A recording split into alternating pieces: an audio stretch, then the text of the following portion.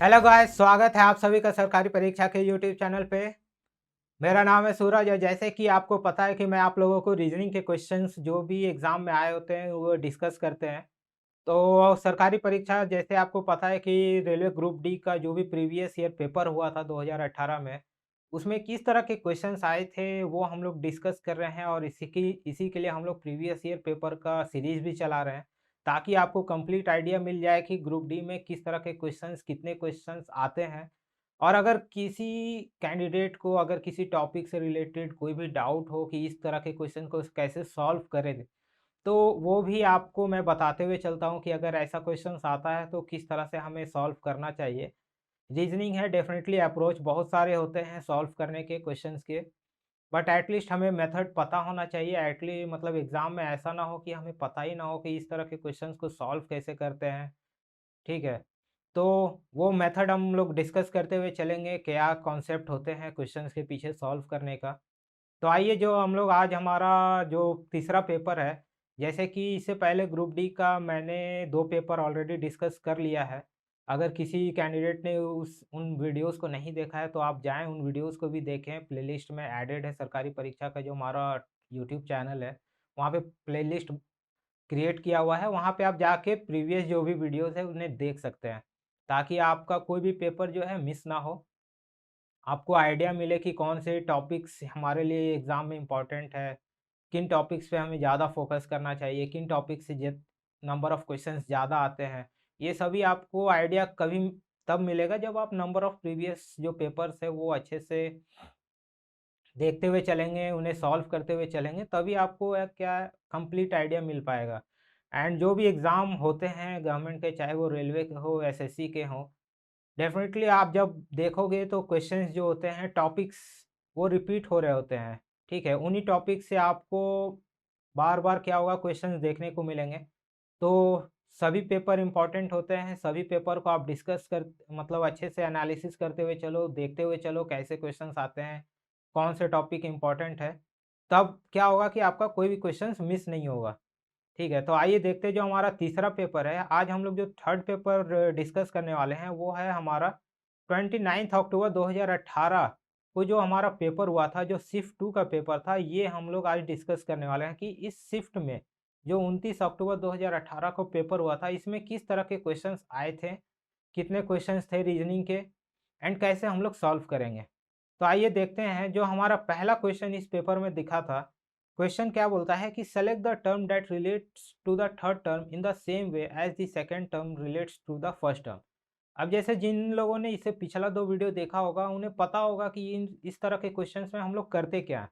जैसे कि क्वेश्चन में आपको बोल रहा है कि हमें जैसे यहाँ पे क्वेश्चन बोला है कि second term of first term जिस तरह से रिलेटेड है as the second term relates to the first term, ठीक है? मतलब कि हमारा ये जो अगर पहला टर्म है, ये तो हमारा दूसरा टर्म है, ये तीसरा है एंड जो क्वेश्चन मार्क है ये चौथा। तो इन दोनों में जो भी रिलेशन है ना पहला और दूसरा में, सेम रिलेशन हमें तीसरा में एंड जो क्वेश्चन मार्क की जगह पे आएगा फोर्थ, इन दोनों में वो सेम रिलेशन होना चाहिए। इस क्वेश्चन में यही हम लोग को फाइंड आउट करना होता है। तो अब जब ऐसा क्वेश्चन है, हमें पता है कि कैसे इस क्वेश्चन को सॉल्व करना है, तो अब बस यहाँ पे क्या है कि हमें रिलेशन फाइंड आउट करना है कि जो हमारा पहला और दूसरा टर्म में क्या रिलेशन बन रहा है। अगर आपने उस रिलेशन को फाइंड आउट कर लिया, आपने बहुत ही कम टाइम में इसे सॉल्व कर लिया कि क्या रिलेशन या किस तरह से कनेक्टेड है फर्स्ट एंड सेकंड टर्म, तो आपको थर्ड एंड फोर्थ टर्म में ज़्यादा टाइम नहीं लगेगा, अगर आपको पता है तो।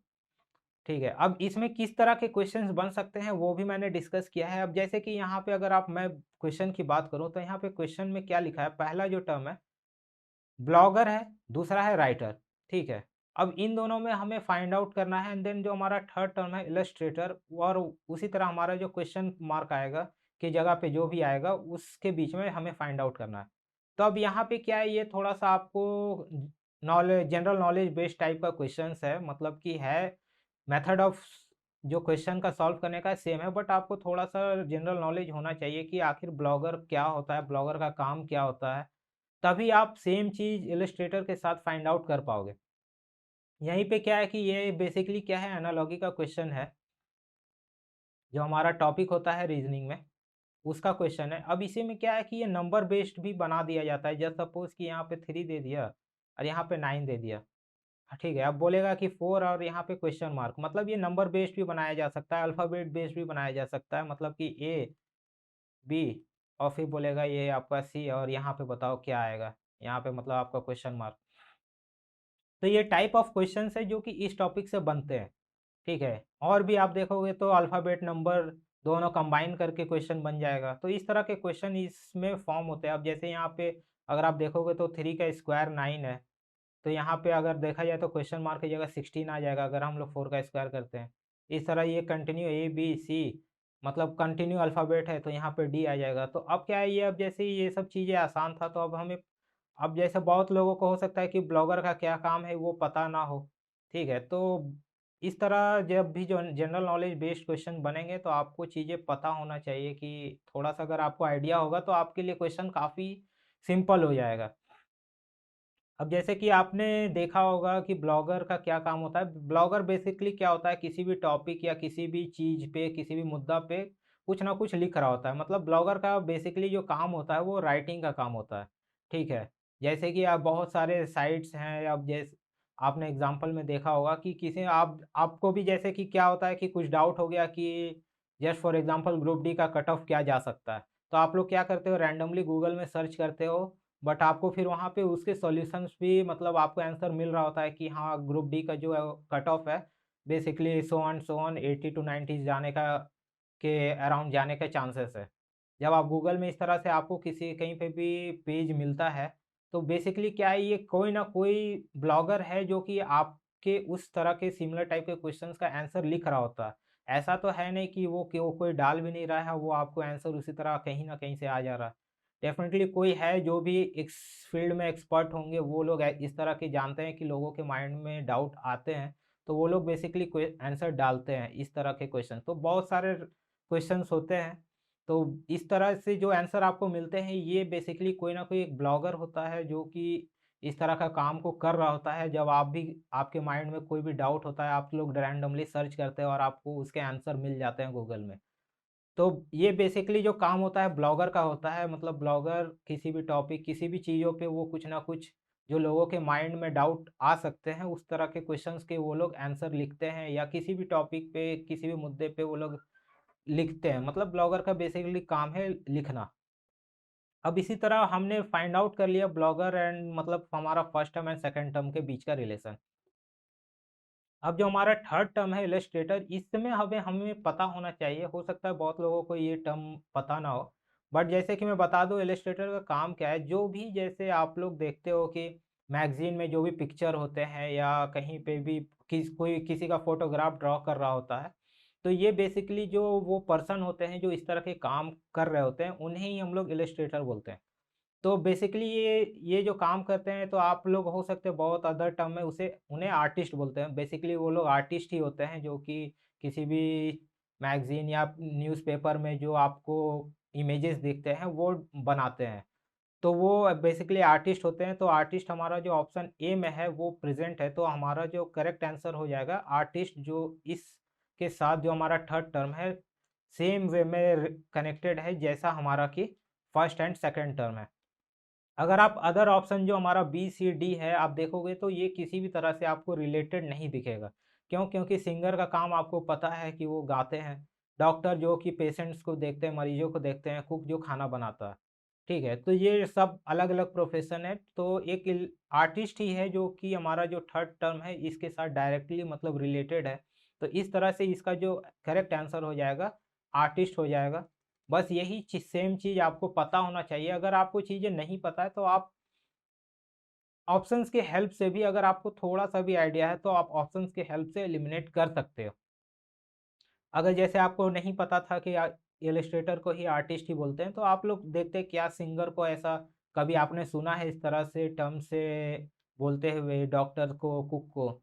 तो बेसिकली नहीं सुना होगा, तो आप लोग इस तरह से भी ऑप्शन फ़िल्टर आउट कर सकते हैं अगर आपको एग्ज़ैक्ट आंसर नहीं पता है। बट आपको जैसे मैंने बताया कि जनरल नॉलेज बेस्ड जो भी एनालॉजी के क्वेश्चंस होते हैं, आपको थोड़ा-सा आइडिया होना चाहिए।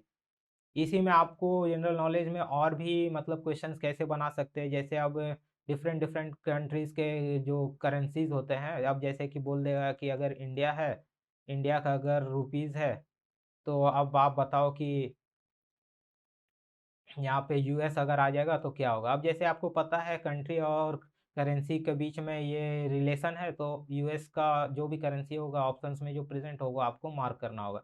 तो इस तरह के डिफरेंट डिफरेंट टाइप्स के क्वेश्चंस बनते हैं इस टॉपिक से।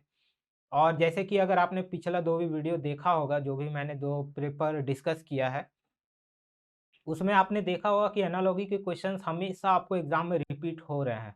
मतलब इस टॉपिक के क्वेश्चंस आपको हमेशा ऐसा कभी भी नहीं होगा कि कोई भी पेपर में आपको एक भी क्वेश्चन देखने को ना मिले। तो डेफ़िनेटली ये टॉपिक जो है इम्पोर्टेंट हो जाता है एग्ज़ाम पॉइंट ऑफ व्यू से, क्योंकि इस टॉपिक के क्वेश्चंस आपको डेफ़िनेटली देखने को मिलेंगे एग्ज़ाम में। तो यही चीज़ें जो है प्रीवियस ईयर पेपर जब हम लोग देखते हैं, अच्छे से एनालिसिस करते हैं, तो हमें पता होता है कि किन टॉपिक से नंबर ऑफ क्वेश्चंस आएँगे। क्योंकि आपको पता है कि ग्रुप डी का एग्ज़ाम जो भी है बहुत ही नज़दीक है। तो इस मोमेंट में अगर हम लोग पूरा टॉपिक अगर पढ़ने बैठे तो हो सकता है हमें टाइम, क्योंकि नंबर ऑफ जो अब जीके है, मैथ्स है, रीज़निंग है, टॉपिक्स ही बहुत सारे हैं। अगर आप सारे को कवर करते हुए चलेंगे तो आपको टाइम बहुत कम पड़ जाएगा। तो इसीलिए हमें स्मार्ट अप्रोच अप्लाई करना चाहिए स्टडी में, ताकि जो भी इम्पोर्टेंट टॉपिक है हम लोग पहले उनमें फोकस करें। ऐसा ना हो कि हम लोग ऐसे कुछ टॉपिक पे फँस जाएँ जिनमें जिनसे क्वेश्चन आ सकते हैं, नहीं भी आ सकते हैं, मतलब चांसेस 50-50 है। तो हो सकता है कि आपके पेपर में उससे क्वेश्चन ना आए और आपने जिस टॉपिक से को स्किप किया है उससे क्वेश्चन आ जाए। तो इसीलिए उन टॉपिक्स को मार्क करना बहुत इम्पोर्टेंट है जिनसे क्वेश्चंस हमेशा आते हैं, जिनसे ज़्यादा नंबर ऑफ क्वेश्चंस आते हैं। तो ये था हमारा पहला क्वेश्चन। आइए देखते हैं हमारा जो अगला क्वेश्चन इस पेपर में आया था। तो यहाँ पे जो हमारा अगला क्वेश्चन बोल रहा है कि find the next figure for the given series. क्या है यहाँ पे, अब सीरीज गिवन है, इमेज। तो इमेज सीरीज गिवन है। अब हम लोगों को क्या करना है कि यहाँ जो क्वेश्चन मार्क की जगह पे फिगर आ सकता है, वो हमें जो 4 आंसर फिगर गिवन है ए बी सी डी, इनमें वो चीज़ें देखना है और जो हमारा आंसर होगा वो करेक्ट आंसर हो जाएगा इसके लिए। तो हम लोग देख लेते हैं अभी तक जो भी प्रॉब्लम फिगर में फिगर गिवन है, क्या वहाँ पे सीरीज़ फॉर्म हो रहा है, ताकि हम लोग जो क्वेश्चन मार्क की जगह क्या आ सकता है, वो हम लोग ईज़िली फाइंड आउट कर पाएँ। तो अगर जैसे कि मैं कोई प्रॉब्लम फिगर की मैं बात करूँ, यहाँ पे 3 फिगर आपको देखने को मिलेगा। पहला है ये, दूसरा ये, तीसरा एंड क्वेश्चन मार्क हमें फाइंड आउट करना है। तो अगर पहले दूसरे में मैं हम लोग देखें, तो आप लोग देखोगे कि पहला फिगर में ये एक सर्किल है, अंदर में एक शेडेड दूसरा एक शेडेड सर्किल है। तो दूसरे फिगर में हो क्या रहा है कि जो अनशेडेड सर्किल है, इसके अंदर में शेडेड सर्किल को ड्रॉ कर दिया गया है और वही हमारा नेक्स्ट फिगर बन गया है। तो अगर यही सेम अप्रोच हम लोग अप्लाई करें थर्ड वाले पार्ट में, तो आप लोग देख रहे होगे कि यहाँ पे ट्रायंगल है, फिर हमारा एक शेडेड सर्किल है। तो अगर हम लोग पहले एंड दूसरे को अगर हमने अच्छे से देखा है, तो अगर हम लोग हमारा जो थर्ड फिगर है, इसमें अगर हम लोग ये चीज़ अप्लाई करते हैं, तो क्या फिगर हो सकता है? एक ट्रायंगल आएगा, इसके अंदर में वो सर्किल आ जाएगा शेडेड वाला पार्ट। अब हम लोग देख लेते हैं क्या ये ऑप्शन में अवेलेबल है? तो definitely yes, option B answer figure का जो बी है, इसमें ये फिगर अवेलेबल है। तो अब हम लोग देख लेते हैं कि आंसर फिगर बी कहाँ पे अवेलेबल है, किस ऑप्शन में है। तो आप देखोगे कि ऑप्शन सी में बी है, तो हमारा ऑप्शन सी जो है करेक्ट आंसर हो जाएगा। मैंने अभी तक ये भी बोला है कि जब भी आप एग्ज़ाम देते हो, आपका जो भी करेक्ट आंसर आता है, वो आप ऑप्शन में भी देखा करो कि कहाँ पे वो प्रेज़ेंट है। क्या होता है कि ये लोग ऑप्शन में भी सफल कर देते हैं। कभी-कभी टाइम कम होता है, तो लोगों ने क्या देखा कि हाँ, बी यहाँ पे करेक्ट आंसर है, वो लोग बी को मार्क करेंगे और वो आगे चले जाएँगे। बट हुआ क्या कि बी ऑप्शन में figure answer figure A present है, मतलब कि ये वाला। बट ये हमारा करेक्ट आंसर तो है नहीं। तो इस तरह से हम लोग करेक्ट आंसर फाइंड आउट करने के बाद भी हमारा गलत हो जाए, तो वो हम लोग नहीं चाहते हैं, ताकि हमारा जो मार्क्स है वो कटे नहीं। हमें जो भी अगर हम लोग एफर्ट दे रहे हैं, हम लोग आंसर फाइंड आउट कर पा रहे हैं, तो हमें ऐसा है कि हमें उनका मार्क्स मिलना चाहिए। ठीक है, तभी मतलब है। तो इन चीज़ों को भी थोड़ा ध्यान देना होगा कि जब आप ऑप्शन मार्क करो, तो आपको ये चीज़ देखना होगा कि आप करेक्टली मार्क कर रहे हो उस ऑप्शन को। तभी फ़ायदा है, अदरवाइज़ फिर अननेसेसरी आप अपना नेगेटिव मार्क जो है वो इंक्रीज़ करोगे और फिर रैंडम मतलब लास्ट में क्या होगा, आपका मार्क्स कम आएगा और आपका फिर कट ऑफ क्लियर नहीं होगा। तो इन चीज़ों को जो है, और ये सब चीज़ें क्या है ना, फिर आपको प्रैक्टिस से ही आएगा। अगर आप जस्ट सपोज़ कि बिना कोई मॉक लगाए आप डायरेक्टली एग्ज़ाम में चले जाते हो, तो वहाँ पे इस तरह की गलती होने के चांसेस है।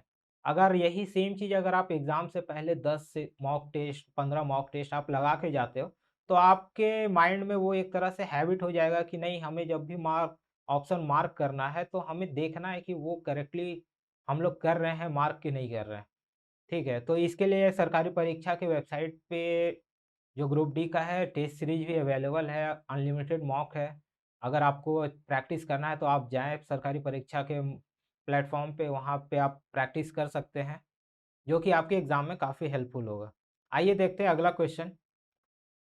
तो जैसे कि हमारा जो तीसरा क्वेश्चन है, तीसरा क्वेश्चन क्या बोल रहा है कि from the option figure select the one that is related to the question figure C in the same way as the question figure B is related to the question figure A। यहाँ पे क्या है कि जैसे कि मैं ये भी बोलता हूँ कि जब भी आप एग्ज़ाम में जाओ, तो क्वेश्चन को बहुत ही अच्छे से पढ़ो। अदरवाइज़ क्या होगा कि आप क्वेश्चन में क्या बोलना चाह रहा है, आप समझोगे नहीं और आप गलत मार्क मतलब आंसर जो है फाइंड आउट कर लोगे। तो क्वेश्चन को पढ़ना बहुत ज़रूरी है। क्वेश्चन में क्या बोल रहा है कि जिस तरह से फिगर बी फिगर ए के साथ रिलेटेड है, मतलब फिगर बी ये, फिगर ए ये, इन दोनों जिस तरह से ये रिलेटेड है, उसी तरह हमें सी का रिलेशन डी के साथ फाइंड आउट करना है। तो जब हमने क्वेश्चन पढ़ लिया, क्वेश्चन हमने समझ लिया कि क्या बोल रहा है, तो अब हम लोग क्या करते हैं कि हम लोग रिलेशन फाइंड आउट करते हैं कि और ए और बी के बीच में किस तरह का रिलेशन है।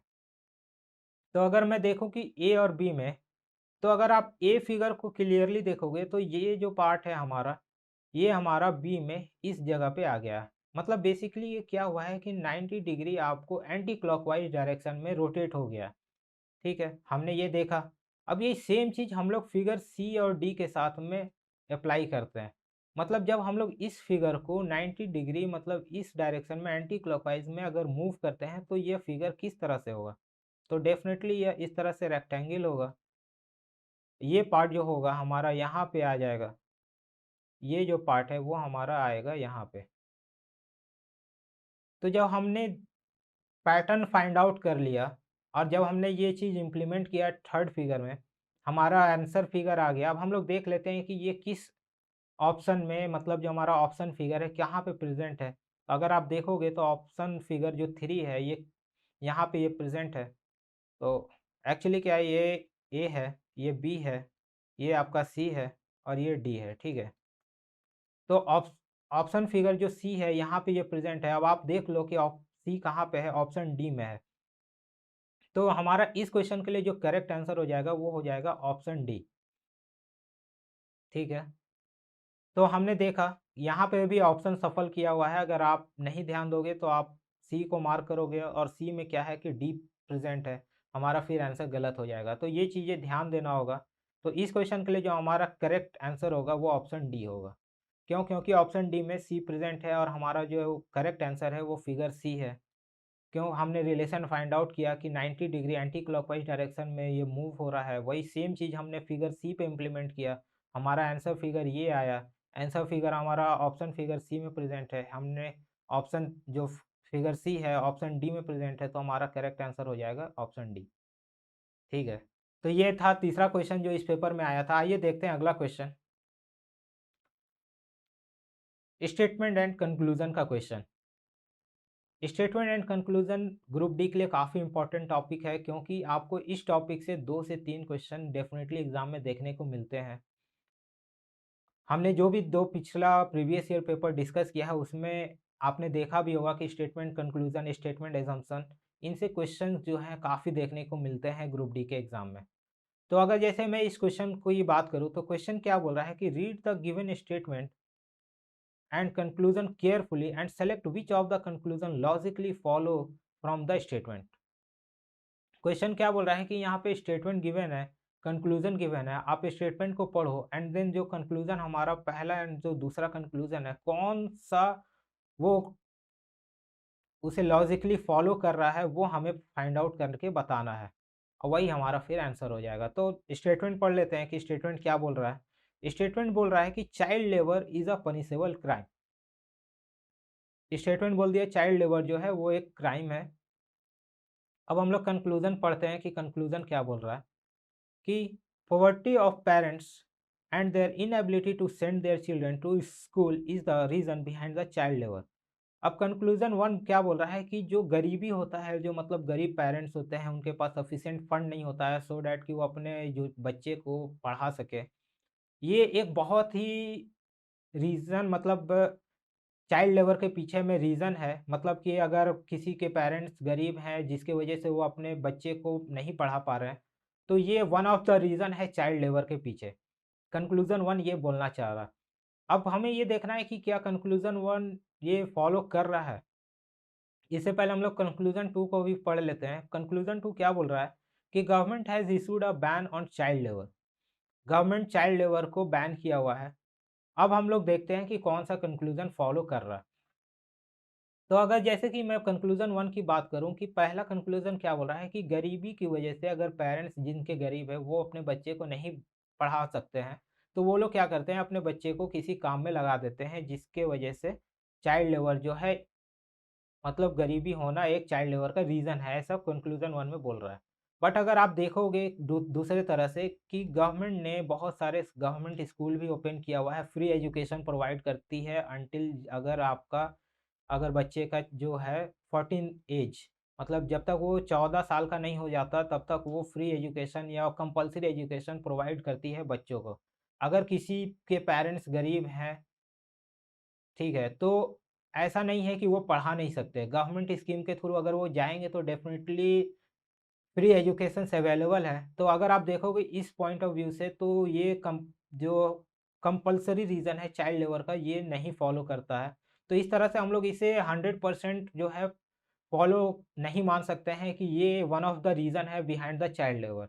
तो इस तरह से अगर हम लोग देखें तो कंक्लूज़न 1 जो है ये गलत हो जाता है इस क्वेश्चन के लिए।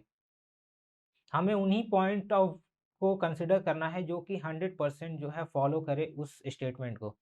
अब जैसे कि हमारा दूसरा कंक्लूजन बोल रहा है कि गवर्नमेंट ने चाइल्ड लेबर को बैन किया हुआ है। तो अगर आप देखोगे कि गवर्नमेंट में डेफ़िनेटली एक इस तरह से प्रोविज़न बनाया हुआ है कि अगर 14 साल के नीचे अगर कोई भी चाइल्ड काम करते हुए पाया जाता है तो वो जो भी बंदा उसे काम देता है या जहाँ पे वो एज़ अ क्राइम माना जाता है। तो डेफ़िनेटली ये एक रीज़न है क्योंकि गवर्नमेंट ने ही चाइल्ड लेबर को एज़ अ क्राइम एडॉप्ट कर लिया है जिसकी वज़ह से चाइल्ड लेबर सभी कोई क्या एज़ अ क्राइम ही मानते हैं। तो अगर आप देखोगे कि जो कंक्लूज़न 2 है वो 100% मतलब कि इसके पीछे का आप एक जेन्युइन रीज़न मानते हो कि भाई गवर्नमेंट ने बैन किया हुआ है जिसकी वज़ह से चाइल्ड लेबर जो है एक पनिशेबल क्राइम है। ठीक है। तो कंक्लूज़न 2 डेफ़िनिटली जो है फ़ॉलो कर रहा है हमारे गिवन स्टेटमेंट को, तो इसके वजह से जो हमारा कंक्लूज़न 2 है करेक्ट आंसर हो जाएगा इस क्वेश्चन के लिए। तो स्टेटमेंट एंड कंक्लूज़न को क्वेश्चन को अगर हमें सॉल्व करना होता है तो वो स्टेटमेंट को आप पढ़ो, अच्छे से समझो, देन कंक्लूज़न को आप पढ़ो एंड देन देखो कि कौन-सा कंक्लूज़न मतलब आप 100% वो एक रीज़न हो सकता है उस गिवन स्टेटमेंट के अकॉर्डिंग। ठीक है, ऐसा नहीं है कि आप असम्पशन को मत मानो कि या अगर आप देखोगे कि 100% वो फ़ॉलो नहीं कर रहा है, जस्ट सपोज़ कि इंडिया में जो भी अगर इतने लोग हैं, कुछ लोगों पे वो कंक्लूज़न फ़ॉलो हो रहा है, कुछ लोगों पे फ़ॉलो नहीं हो रहा है। अगर इस तरह का भी अगर सिचुएशन क्रिएट हो रहा है, तो आप उसे गलत ही मानोगे। अगर वो सभी के ऊपर एप्लीकेबल है, तभी वो कंक्लूज़न जो है 100% जो फ़ॉलो करेगा हमारे गिवन स्टेटमेंट को। तो इस तरह से जो हमारा कंक्लूज़न 2 है, वो 100% फ़ॉलो कर रहा है हमारे गिवन स्टेटमेंट को क्योंकि गवर्नमेंट ने बैन किया हुआ है चाइल्ड लेबर को, जिसके वजह से चाइल्ड लेबर एक पनिशेबल क्राइम है। सो च इस क्वेश्चन के लिए अगर देखा जाए तो कंक्लूज़न 2 जो हमारा ऑप्शन ए में अवेलेबल है, वो करेक्ट आंसर हो जाता है इस क्वेश्चन के लिए। तो स्टेटमेंट एंड कंक्लूज़न के क्वेश्चंस को सॉल्व हम लोग इसी तरह से करते हैं। आइए देखते हैं अगला क्वेश्चन जो कि इस पेपर में आया था। अगला पेपर जो इस पेपर में जो क्वेश्चन था, क्वेश्चन क्या बोल रहा है कि read the given statement and conclusion carefully and select which of the conclusion logically follow from the statement. फिर यहाँ पे स्टेटमेंट आपको दिया हुआ है एंड आपको कंक्लूजन दो दिया हुआ है यहाँ पहला एंड दूसरा। हमें अब देखना है कि कौन सा ये फॉलो कर रहा है। तो हम लोग स्टेटमेंट को पढ़ लेते हैं। स्टेटमेंट क्या बोल रहा है कि is China spending on defence is justified. मतलब कि यहाँ पे बेसिकली ये क्या है कि क्वेश्चन पूछ रहा है कि जो चाइना अपने डिफेंस को स्ट्रॉन्ग करने के लिए इतना खर्च कर रहा है, इतने मनी को स्पेंड कर रहा है, क्या वो जस्टिफाइड है, मतलब करेक्ट है इतना पैसा डिफेंस के ऊपर इन्वेस्ट करना। ठीक है, अब डेफिनेटली जब क्वेश्चन पूछ रहा है तो इसका जो आंसर होगा या तो आइदर यस होगा या तो नो नो होगा। मतलब कि या तो वो सही में जस्टिफाइड होगा इतना पैसा या तो नहीं होगा। तो हम लोग जो आर्गुमेंट गिवन है वो हम लोग देखते हैं। तो हमारा जो पहला आर्गुमेंट बोल रहा है कि yes safety of the country is top priority. हमारा पहला जो आर्गुमेंट बोल रहा है कि हाँ बिल्कुल, जो चाइना स्पेंड कर रहा है इतना पैसा डिफेंस के ऊपर बिल्कुल ही जस्टिफाइड है, क्योंकि कंट्री का जो सेफ्टी है वो बहुत ही टॉप प्रायोरिटी का मैटर है और हमें स्पेंड करना चाहिए। ये हमारा आर्गुमेंट वन कहना चाह रहा है। अब हम लोग दूसरा देखते हैं। दूसरा में बोल रहा है कि no as peace in region is established hence money should be spend on development. दूसरा ये बोलना चाह रहा है कि नहीं, जो पैसा वो स्पेंड कर रहा है चाइना वो जस्टिफाइड नहीं है, क्योंकि एज उस रीजन में पीस मतलब शांति ऑलरेडी प्रेजेंट है, इस्टेब्लिश हो चुका है, तो जो मनी है हमें डेवलपमेंट के ऊपर खर्च करना चाहिए, हमारा दूसरा आर्गुमेंट बोल रहा है। तो अगर आप देखते हो कि कौन सा आर्गुमेंट जो है वो लॉजिकली मतलब आपको 100% जो है इसके लिए करेक्ट आंसर लगता है।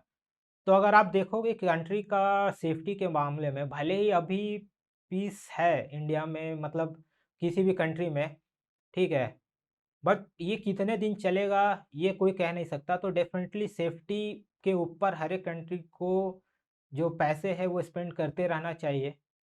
ठीक है, ऐसा नहीं हो कि कोई कंट्री फिर अगर आगे निकल जाए वो फिर पीस जो भी अभी इस्टेब्लिश है वो कंटिन्यू रहेगा नहीं रहेगा ये कोई भी नहीं कह सकता।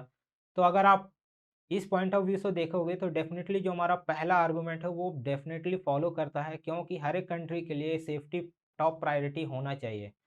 अगर आप दूसरे आर्गुमेंट को देखोगे तो इससे हम लोग ये अंदाज़ा नहीं लगा सकते हैं कि अगर चाइना अपना मनी जो है स्पेंड कर रहा है डिफेंस में तो वो डेवलपमेंट के ऊपर स्पेंड नहीं कर रहा है। डेफिनेटली इस स्टेटमेंट के थ्रू तो ये जस्टिफाइड नहीं होता। तो हम लोग इससे ये तो नहीं मान सकते कि भाई जो चाइना है वो अपना सारा जो पैसा है वो डिफेंस के ऊपर ही स्पेंड करते जा रहा है और डेवलपमेंट के ऊपर वो एक भी पैसा स्पेंड नहीं कर रहा है। ये चीज़ें हम लोग जस्टिफाई नहीं कर सकते। तो हम लोग जो आर्गुमेंट टू है ये करेक्ट नहीं मान सकते, क्योंकि इससे हमें क्लियर आइडिया नहीं मिल रहा है। फर्स्ट आर्गुमेंट से हमें मिल रहा है कि हाँ चाइना के लिए जो सेफ्टी है टॉप प्रायोरिटी है, इसकी वजह से वो कर रहा है, तो डेफिनेटली वो जस्टिफाइड है और करना चाहिए। तो इसके वजह से जो हमारा आर्गुमेंट वन है वो फॉलो करता है हमारे गिवन स्टेटमेंट को। तो इसी तरह से जो हमारा स्टेटमेंट है जो आर्गुमेंट वन है जो हमारा ऑप्शन ए में है ये करेक्ट आंसर हो जाएगा इस क्वेश्चन के लिए। ठीक है, तो ये था हमारा फिफ्थ क्वेश्चन। आइए देखते हैं अगला क्वेश्चन। अगला क्वेश्चन क्या बोल रहा है कि a clock shows 2 AM now. मतलब अभी क्या है कि घड़ी में दो सुबह के 2 बजे हुए हैं, 2 AM लिखा हुआ है। अब बोल क्या रहा है कि find the total rotation of the minute hand in degrees of the clock when it will so 9 PM on the same night. मतलब कि अभी जो हमारे घड़ी में है सुबह के 2 बज रहे हैं, हमें बताना क्या है कि अगर रात के 9 बज जाते हैं तो वो जो हमारा मिनट हैंड का जो काटा होता है वो कितना डिग्री रोटेट करेगा। तो अगर जैसे कि आपको पता है कि जो हमारा क्लॉक होता है, जो मिनट हैंड होता है, जब वो 1 घंटे कंप्लीट करता है तो मतलब कि अगर आप जैसे कि मानो कि ये क्लॉक है, ये 12 है, ये 1 है, ये 2 है, ये 3 है, ये 4 है।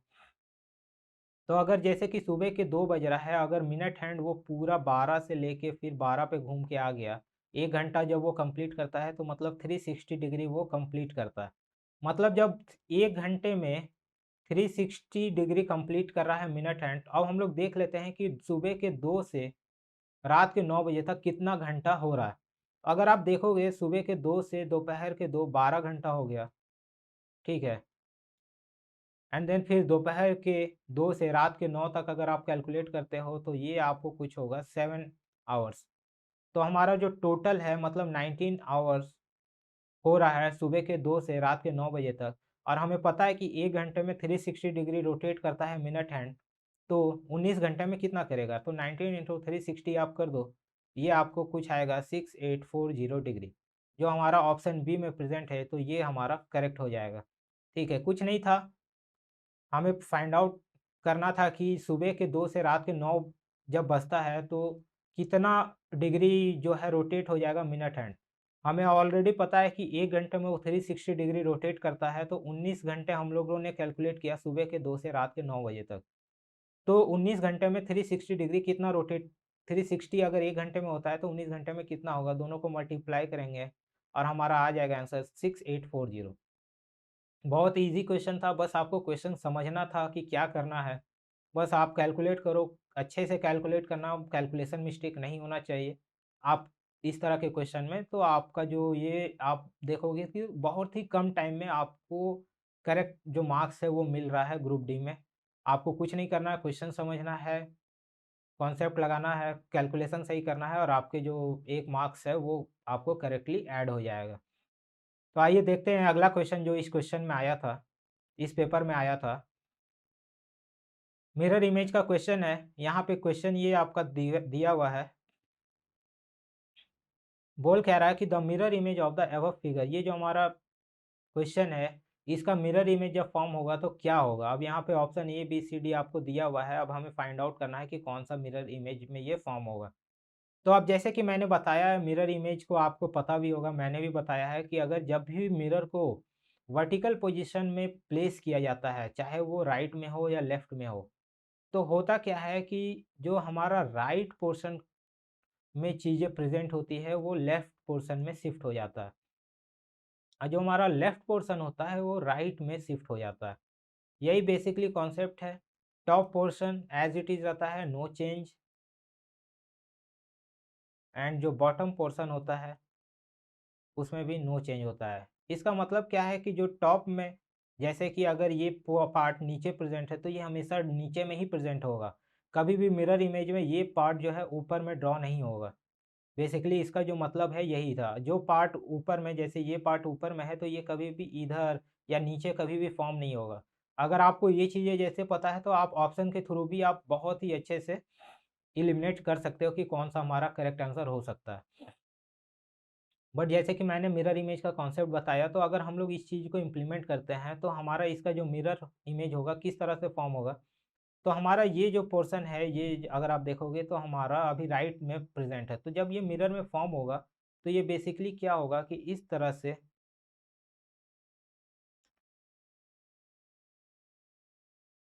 ये हमारा जो अभी राइट में है वो लेफ्ट में चला जाएगा। ठीक है, ये अभी हमारा राइट में था तो ये लेफ्ट में चला गया, और ये हमारा पोर्शन जो अभी लेफ्ट में था ये राइट में आ जाएगा, एज इट इज़ ये इसी तरह रहेगा। एंड ये जो पोर्शन था ये इधर आ जाएगा, एंड एज इट इज़ अगर ये ऊपर की ओर था तो इसी तरह ये ऊपर ही होगा। ठीक है, ये हमारा मिरर इमेज होगा। मतलब हमने कॉन्सेप्ट को इम्प्लीमेंट किया, मिरर इमेज बनाया। अब हम लोग देख लेते हैं ये कहाँ पे प्रेजेंट है। अगर आप देखोगे तो ये ऑप्शन सी में आपको क्लियरली आप देखोगे तो प्रेजेंट है। तो हमारा जो ऑप्शन सी, जो फिगर सी जो ऑप्शन डी में प्रेजेंट है, ये हमारा करेक्ट आंसर हो जाएगा इस क्वेश्चन के लिए। अगर आपको कॉन्सेप्ट पता है तो आप ऑप्शंस भी एलिमिनेट कर सकते हो। अब जैसे कि मैंने बोला कि ये जो हमारा पोर्शन था ये अभी नीचे प्रेजेंट था, तो ये कभी भी ऊपर शिफ्ट नहीं होगा अगर वर्टिकल पोजीशन में आपका मिरर प्लेस किया हुआ है। तो आप देखोगे कि यहाँ ऑप्शन डी में ये ऊपर हो गया, तो ऑप्शन डी तो ये नहीं हो सकता। इसी तरह अगर आप देखोगे कि ये पोर्शन यहाँ पे ऊपर था, ऑप्शन बी में ये नीचे हो गया, तो ऑप्शन बी भी तो नहीं हो सकता। दूसरी बात है, ये अगर आप फिगर की बात करो, यहाँ पे एरो ऊपर की ओर था, तो ये कभी भी मिरर इमेज में नीचे नहीं होगा। इस तरह से ऑप्शन ए भी एलिमिनेट हो गया और हमारा जो इकलौता ऑप्शन बचता है ऑप्शन सी। तो इस तरह से भी अगर आपको कहीं पे दिक्कत हो रहा है तो आप ऑप्शंस के थ्रू एलिमिनेट करो कि क्या चीज़ें नहीं हो सकता है। तो बेसिकली फिर जो करेक्ट आंसर होगा वही आपका लास्ट में बच रहा होगा। तो फिगर सी जो हमारा इमेज सी था वो ऑप्शन डी में जो प्रेजेंट है, ये हमारा करेक्ट आंसर है इस क्वेश्चन के लिए। तो इसी तरह से मिरर इमेज, वाटर इमेज के क्वेश्चंस को सॉल्व करते हैं। तो आइए देखते हैं अगला क्वेश्चन जो कि इस पेपर में था। अब यहाँ पे क्या बोल रहा है कि choose the best suitable Venn diagram for the following words. यहाँ पे 3 दिया हुआ है, रेप्टाइल्स, एलिगेटर, टॉर्टोइस। अब इन तीनों का वेन डायग्राम के थ्रू आपको रिलेशन बताना है। तो बेसिकली आपको पता ही है कि जो एलिगेटर और टॉर्टोइज है वो एक तरह से रेप्टाइल है और इन दोनों के बीच में कोई भी रिलेशन नहीं है, दोनों अलग अलग हैं। तो रेप्टाइल्स आप बनाओगे, मान लो ये रेप्टाइल्स को रिप्रेजेंट कर रहा है, इसी के अंदर टॉर्टोइज आ जाएगा और इसी के अंदर एलिगेटर आ जाएगा। तो ये जो है हमारा ऑप्शन सी में प्रेजेंट है, हमारा ऑप्शन सी करेक्ट आंसर हो जाएगा। ठीक है, कुछ नहीं, आपको बस चीज़ें पता होना चाहिए कि क्या है। ये दोनों एक तरह से रेप्टाइल्स ही होते हैं, तो डेफिनेटली उसी के अंदर में लाई करेंगे एंड उसी तरह मैंने डायग्राम बनाया जो ऑप्शन सी में प्रेजेंट था। तो आपको पता है तो आप बहुत ही ईज़िली, बहुत ही कम टाइम में इस तरह के क्वेश्चंस को आप करेक्टली मार्क करके नेक्स्ट क्वेश्चन में जा सकते हो। इसीलिए मैं बोलता हूँ कि रीज़निंग काफ़ी इम्पोर्टेंट होता है हर एक एग्ज़ाम के लिए, क्योंकि ये आपको बहुत ही कम टाइम में बहुत ही अच्छा मार्क्स दे रहा होता है। ठीक है, इसमें आपको ना ज़्यादा कॉन्सेप्ट लगाना होता है, बस आपको बेसिकली क्वेश्चंस पता होना चाहिए कैसे सॉल्व करना है। बहुत ही कैलकुलेशन नहीं होता है, कैलकुलेशन होता ही नहीं है, आपको बस थोड़ा लॉजिक फाइंड आउट करना है, बस करना है। टाइम बहुत कम सेव होता है, मतलब आप बहुत टाइम बहुत ज़्यादा आप सेव कर सकते हो रीज़निंग में, मतलब बहुत कम टाइम में आप पूरा क्वेश्चन सॉल्व कर सकते हो। करेक्ट होने के क्वेश्चंस जो हैं चांसेस बहुत ही ज़्यादा है। अगर आपको क्वेश्चन मतलब 30 क्वेश्चन रीज़निंग के आ रहे हैं तो आप चाहोगे तो रीज़निंग में 30 के 30 भी मार्क्स उठा सकते हो। ये पॉसिबिलिटीज़ रीज़निंग में बहुत ही ज़्यादा है कि आप 30 में 30 मतलब फुल में फुल मार्क्स आप ला सकते हो। ठीक है। आप जीके क्वांट में देखोगे तो कहीं पे भी अगर 1-2 क्वेश्चंस ऐसा टफ आ गया जहाँ पे आप नहीं सॉल्व कर पा रहे हो या आपको कॉन्सेप्ट नहीं क्लियर है, कैलकुलेशन मिस्टेक कहीं हो गया, जीके में कोई ऐसा टॉपिक या करंट अफेयर का कोई ऐसा लेटेस्ट करंट अफेयर का क्वेश्चन आ गया तो वो क्वेश्चंस आपके स्किप होने के चांसेस है।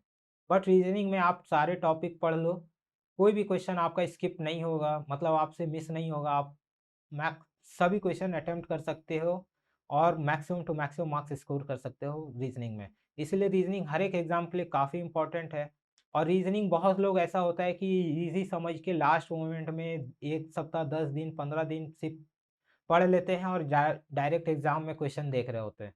ऐसा नहीं करना है, आप थोड़ा-सा टाइम मैनेज करो, अल्टरनेट डे पे ही रखो, वीक में 2 दिन ही करो बट क्वेश्चन सॉल्व करो रीज़निंग के, ताकि आपसे कोई भी क्वेश्चन स्किप ना हो। आइए देखते हैं हमारा अगला क्वेश्चन जो इस पेपर में था, जो हमारा अगला क्वेश्चन नंबर 9 है। यहाँ पे इस क्वेश्चन में क्या बोल रहा है कि find the number of squares in the figure. ठीक है, अब यहाँ पे फिगर आपको गिवन है, अब यहाँ पे नंबर ऑफ स्क्वायर जितना भी प्रेजेंट है वो हमें फाइंड आउट करना है इस क्वेश्चन में। अब इस तरह के क्वेश्चन अगर आप डायरेक्टली अगर एग्जाम में जाके बनाते हो तो आपसे क्या होगा कि ये क्वेश्चन नहीं बनेगा, या आप बना लेते हो तो बहुत ज़्यादा टाइम लग जाएगा, करेक्ट होने के चांसेस कम होंगे। ठीक है, तो इस तरह के क्वेश्चंस को प्रैक्टिस करना चाहिए एग्जाम से पहले। तो आइए देखते हैं कि इस तरह के क्वेश्चन को कैसे सॉल्व करते हैं।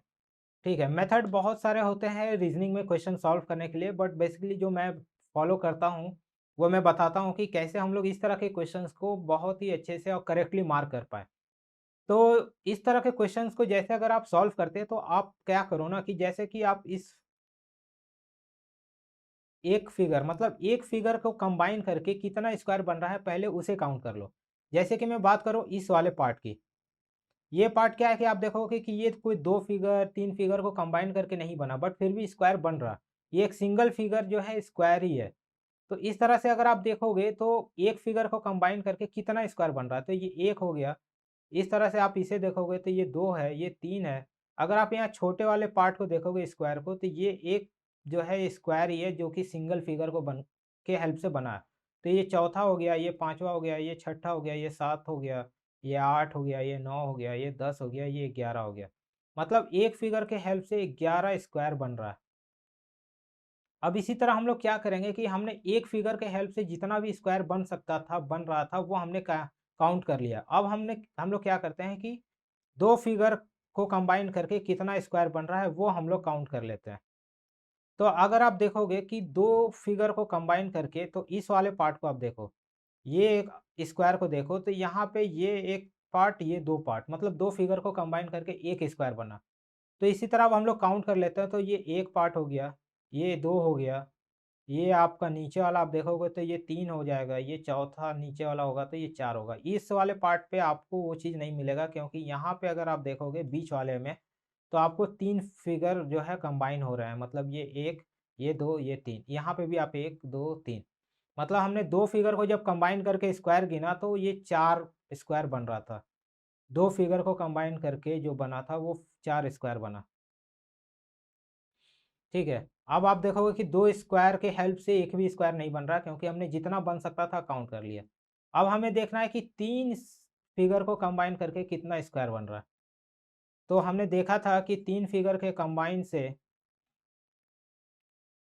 जैसे ये एक पार्ट, ये 2 पार्ट, ये 3 पार्ट, 3 फिगर को कंबाइन करके ये हमारा एक स्क्वायर बना, फिर ये हमारा दूसरा स्क्वायर बना। अब आप देखो कि 3 फिगर के हेल्प से कोई और कहीं स्क्वायर बन रहा है क्या?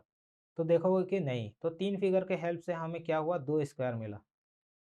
इसी तरह इस तरह के क्वेश्चंस जैसे भी फिगर होते हैं ना, आप इसी तरह सिंगल मतलब स्टेप बाय स्टेप जाओ। एक फिगर से हेल्प से कितना वो बन रहा है, अगर ट्रायंगल पूछ रहा है तो कितना ट्रायंगल बन रहा है, दो फिर देखो 2 फिगर के हेल्प से कितना ट्रायंगल बन रहा है, 3 फिगर से, 4 फिगर से। जब हमारा ये ओवरऑल जब हो जाए ना, कि जो हमारा ये जो मेन स्क्वायर है मतलब बाहर वाला, ये जब काउंट हो जाए तो मतलब आपका एंड हो गया, क्योंकि इसके बाद फिर अब स्क्वायर नहीं बन सकता। ठीक है। तो अगर मैं जैसे कि ये बाहर वाले की मैं बात करूँ, तो अगर मैं देखो बाहर वाला जो मेन स्क्वायर है उसको काउंट करूँ तो 1, 2, 3, ये 4, ये 5, 6, 7, 8, 9, 10, 11, 12, 13, 14, 15, 16, मतलब जो हमारा मेन लास्ट फिगर है वो हमारा 16th फिगर को कंबाइन करके एक स्क्वायर बन रहा है। तो मतलब हमें 1 टू 16 तो देखना ही होगा। ऐसा नहीं है कि सभी में अब आप बोलोगे कि 5 फिगर को कंबाइन करके स्क्वायर बन रहा है, एक नहीं, इस तरह आपको कहीं बहुत सारे नंबर में ऐसा होगा कि 0 भी आएगा। तो ऐसा नहीं है कि हमें सारे नंबर को 1 बाय 1 तो देखना है, बट आपको बहुत सारी जगह पे क्या होगा कि 0 आएगा आपका। तो ये काफ़ी अच्छा मेथड हो जाता है और ईज़ी भी होता है। अगर आप एक बार प्रैक्टिस कर लोगे ना, तो आपको बहुत ही कम टाइम में आप इस तरह के इस हेल्प से मतलब इस मेथड से आप क्वेश्चन बना रहे होगे। तो अगर जैसे हम लोग इसी तरह इसे कंटिन्यू करते हैं, तो हमारा जो हमने क्या किया था 3 फिगर तक का देख लिया, ठीक है। अब हम लोग क्या करते हैं 4 फिगर के हेल्प पे देखते हैं कि 4 फिगर के हेल्प से कितना स्क्वायर बन रहा है। तो 4 फिगर का आप देखोगे तो 1, 2, 3, 4, ये 4 रूप को मिला के ये एक स्क्वायर बना। 1, 2, 3, 4, ये चारों के हेल्प से एक स्क्वायर बना। अब और कहीं आप देखो 4 के हेल्प से कहीं बन रहा है क्या?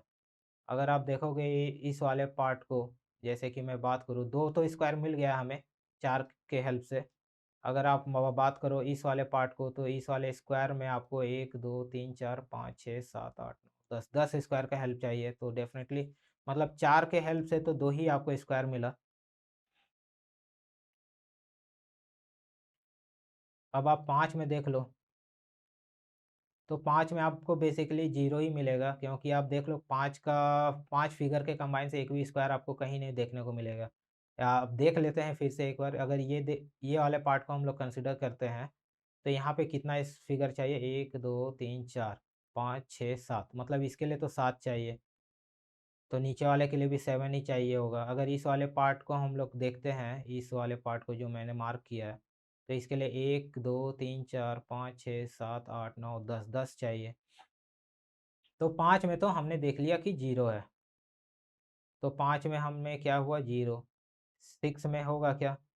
6 में भी आप देखोगे तो नहीं, 0 ही है। 7th में आपको देखने को मिला था कौन सा, ये वाला पार्ट जिसमें 7 फिगर 1, 2, 3, 4, 5, 6, 7, मतलब इस तरह से एक हो गया। ये हो जाएगा हमारा दूसरा, तो ये हमारा हो जाएगा 2। ठीक है। 7 के हेल्प से भी हमने देख लिया। अब देख लो कि 8 के हेल्प से हो रहा है क्या? 8 के हेल्प से अब हमारा जो स्क्वायर बन सकता है वो क्या बनेगा, ये वाला बनेगा। अब ये वाला कितने इस फिगर के हेल्प से बन रहा है, 10 के। तो 10 के हेल्प से एक ये बनेगा, एक ये बनेगा। ठीक है।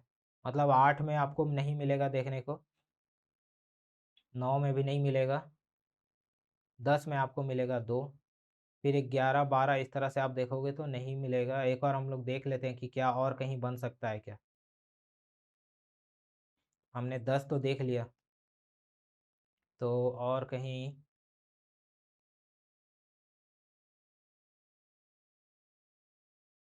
नहीं। और अगर आप देखोगे तो 11 फिगर के कंबाइन से भी आपको 0 मिलेगा, 12 से भी मिलेगा 0, सो ऑन 15 तक। मतलब अब 16 फिगर जो हमारा बच जाता है, ये मेन जो फिगर है इसी में आपको सिर्फ एक मिलेगा। अब हम लोग इसे काउंट कर लेते हैं कि क्या था, यहाँ पे हमारा टोटल आया था 2, यहाँ पे हमारा टोटल कितना हो गया 11, 4, 15, 2, 17, 18, 19, 20, 21, 22, 22 यहाँ है, 2 यहाँ है, मतलब 24 हमारा आ रहा है। 24 हमारा ऑप्शन सी में है, तो हमारा जो ऑप्शन सी है इसके लिए करेक्ट आंसर हो जाएगा। तो यही अप्रोच है, अगर आप नंबर ऑफ़ क्वेश्चंस थोड़ा बनाओगे तो आपको भी पता चल जाएगा कि कहाँ पे बन सकता है, नहीं बन सकता है, ठीक है? और आप बहुत ही मतलब इस तरह के क्वेश्चंस करेक्टली मार्क कर पा रहे होगे अगर इस अप्रोच को आप फॉलो करते हो, क्वेश्चन प्रैक्टिस करते हो तो। आइए देखते हैं अगला क्वेश्चन जो कि इस पेपर में था। हमारा अगला क्वेश्चन क्या बोल रहा है कि find the odd one out. 4 figure है, इसमें कौन सबसे अलग है? इस तरह के भी टॉपिक को हमने देखा है कि इससे क्वेश्चंस आते हैं हमेशा। तो अगर देखोगे अगर चारों फिगर को, तो figure A, B, C, D, अगर आप देखोगे सभी में कुछ कॉमन फाइंड आउट करने का, तो आपको क्लियरली ऑप्शन डी जो है, यहाँ पे आपको कुछ अलग मिलेगा। क्यों? क्योंकि यहाँ पे ये जो स्टार है, ये जो स्टार है, दोनों एडजेसेंट में है, नियर बाई में है। यहाँ पे भी ये नियर बाई में भी है, यहाँ पे भी ये नियर बाई में है। बट इकलौता फिगर डी में आपको दिखेगा तो ये दोनों अपोजिट में है। इस तरह से जो ऑप्शन डी, जो फिगर डी है, वो सबसे अलग हो जाता है, क्योंकि जो स्टार प्रेजेंट है वो अपोजिट में प्रेजेंट है ऑप्शन डी में, फिगर डी में। फिगर डी हमारा ऑप्शन ए में है, तो ऑप्शन ए जो होगा हमारा करेक्ट आंसर हो जाएगा इस क्वेश्चन के लिए, ठीक है? इसी तरह से इस तरह के क्वेश्चंस को बनाते हैं। आई होप कि आपको समझ में आया होगा। अब एक काम करते हैं कि हमने अभी तक 10 क्वेश्चन देखा है और काफ़ी टाइम भी हो गया है, तो हम लोग थोड़ा अभी ब्रेक लेते हैं आधे घंटे का, फिर हम लोग आते हैं आधे घंटे में। ब्रेक लीजिए, थोड़ा माइंड रिफ्रेश कीजिए, फिर हम लोग कंटिन्यू करते हैं आगे का जो भी बाकी क्वेश्चन बचा हुआ है, कि किस तरह से और क्वेश्चंस आए थे और हमें किस तरह से हमें उन्हें सॉल्व करना चाहिए। तो चलिए मिलते हैं आधे घंटे के बाद।